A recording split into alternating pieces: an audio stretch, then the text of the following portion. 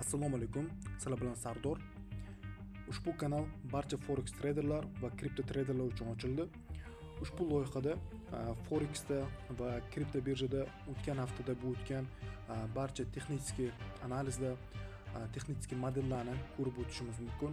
Bozorda bo'lgan kuchli impulslarni, kuchli darajalarni, уровень сопротивления, уровень поддержкаlar, proboylar, откатlar va narx kanallarini ko'rib o'tishimiz mumkin. Ushbu kanalda beriladigan ma'lumotlarni signal sifatida emas, balkim o'sha o'zingizning savdo g'oyalaringizda yordamchi va maslahatchi sifatida foydalanishingizni tavsiya qilaman. O'tgan haftada yevro dollar parasi juda ham kuchli bozorda o'zgarish bo'ldi. Narx uzoq muddatli tushuvchi trenddan razvorot olgandi va lekin o'tgan haftada bozorda sotib oluvchilarning kuchi juda ham kuchli bo'lgani uchun narx ushbu tushuvchi trendni proboy qilib, kuchli impuls bilan, volatilность bilan buni yorib o'tishga muvaffaq bo'ldi.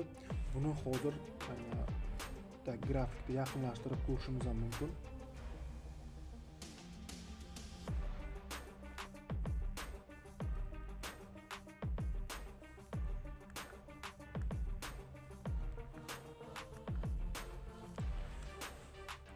Narx kuchli impuls olgandan keyin mana bu yerda 1.11 360 va 1.12 460 narxlarini kuchli impuls bilan proboy qildi.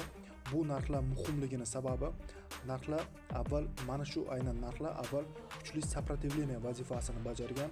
Narxlar oldin bu yerda bir necha marta razvorot olgan narxlar hisoblanadi.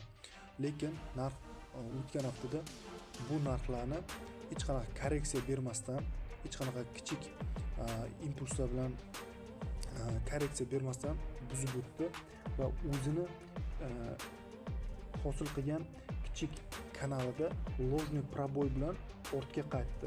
Bu nimani bildirishi mumkin? Endi avvalgi сопротивление o'zini rolini almashishi mumkin va kuchli поддержкаga aylanishi mumkin.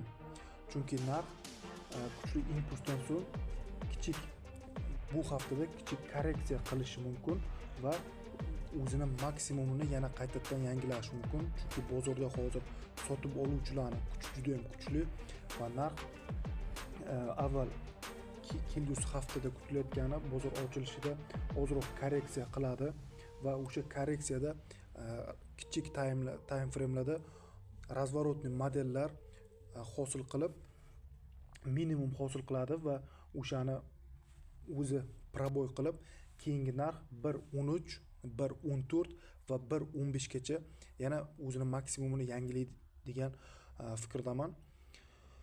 Hozircha yevro dollarda shu sotib oluvchilarning kuchi bu hafta o'tgan haftada va kelgusi haftada juda ham kuchli